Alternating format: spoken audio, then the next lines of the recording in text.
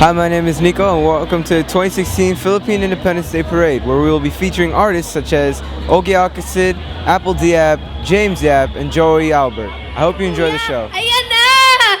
Hello! Hello mga Filipino-American! Kamusta naman kayo ngayon?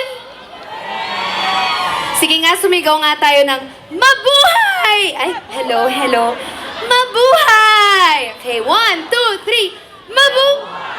Saba, naku, inaantok pa yata kayo, guys. Ito dito sa kaliwa. Mga Pilipino! Mabuhay! Ayan, naku, para lang akong si Mrs. Manny Pacquiao. Hello, good afternoon. Ayan, good evening na po ba? Gusto ko lang pong mag-thank you sa lahat ng dumating at nakiparade sa aming lahat. First time ko pong gawin ito. Hello!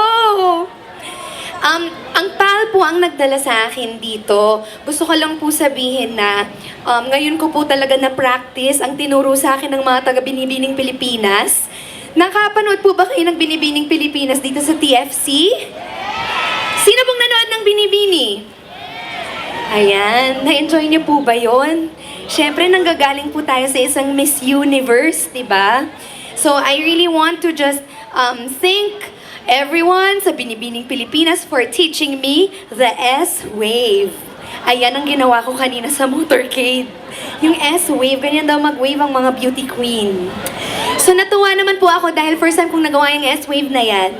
And of course, it's PAL that brought me here all the way from Manila, all the way here to your home, which naging my home na rin itong New York. 2 years ago, 4 na buwan po akong tumira dito at nag-aral ng ilang acting course. Ilang years na po kaya kayo dito sa New York? Sino po ang nandito 20 years na? Sumigaw naman kayo, yung 20 years nang nasa New York. Napakarami naman pala. More than 20 years! What about mga 10 years? 5 years? Ayan. Talagang more than 20 years ang pinakamarami, no? So talagang this is your home. Dito na kayo nagka-family, siguro. Alam nyo, magkikwento lang ako about PAL kasi naalala ko kapag yung mommy ko, lola ko, pamilya ko magkakasama, tapos lumilipad po kami ng PAL. Social na social po talaga yung mga flight attendant. Dinadala po nila yung food na naka-cart. Tapos, parang buffet style sa business class, di po ba? Parang sabi ko, wala na yatang ganun ngayon. Puro naka-plastic.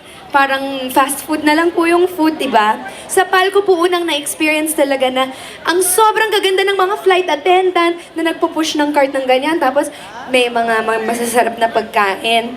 And up to now, parang family po talaga ang PAL dahil po, 3 po or 4 sa mga pinsan namin sa mama side ko, flight attendant po ng Philippine Airlines. So it's really like family. Talagang parang family po ang pakiramdam. Ano pong feeling ninyo kapag nakakakita kayo ng Philippine Airlines? Gusto niyo umuwi? Sino gusto umuwi? Naku, wag muna. Naku, gusto niyo nang umuwi? Sino ang nag-e-enjoy dito sa Amerika? Kayo parang mga balimbing yata kayo. Hindi natin sure kung gusto natin umuwi or magstay dito.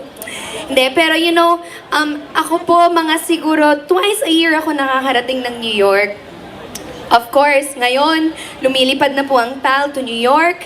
And nakatrabaho po ako sa United Nations.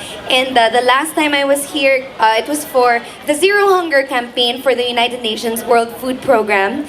And it's really nice to know that ang mga Pilipino katulad nating lahat, meron nang nagagawa ngayon dito internationally, di po ba? Ang ganda ng feeling na kapag may ganitong event, sama-sama po tayong lahat. Ang Filipino pride hindi mawawala. Kaya kapag ako po nakakakita ng PAL, Philippine Airlines, parang alam niyo yun, it's really the heart of the Filipino. Makikita niyo talaga na talagang napaka-warm ng mga flight attendants, napakababait, ang gaganda nila, naka-red lips pa sila. And nakikita ko rin po yung excitement ng mga Pilipino kapag sumasakay ng PAL. And so I want to thank Philippine Airlines for bringing me here this time around. Yan, mag-hi kayo. Dapat pala Snapchat ko na kayo at in Instagram. I want to thank Philippine Airlines for bringing me here to see all of you. Napakasarap pong makita kayong lahat dito. And syempre, hindi ko makakalimutan yung motorcade experience ko na to. Pagbalik ko po, kakanta na po ako. And sana po, magkita-kita tayo ulit. And kapag kayo po ay nakauwi ng Pilipinas, huwag niyo po akong kakalimutan.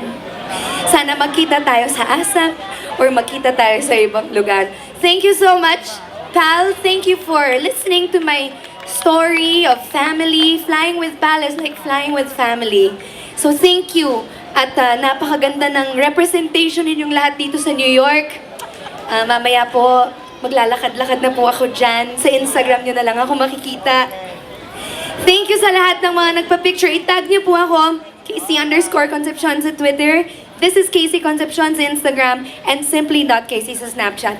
Thank you sa lahat ng nandito and next time bumalik ako for United Nations, sana magkita-kita po tayong lahat ulit. Have a good day, God bless you, and continue to fly, pal. Thank you po! Thank you very much, Miss Casey Concepcion and Philippine Airlines. Palakpakan puli natin si Casey! Thank you for watching the Philippine Independence Day celebration. I hope you enjoyed. I'll see you next year.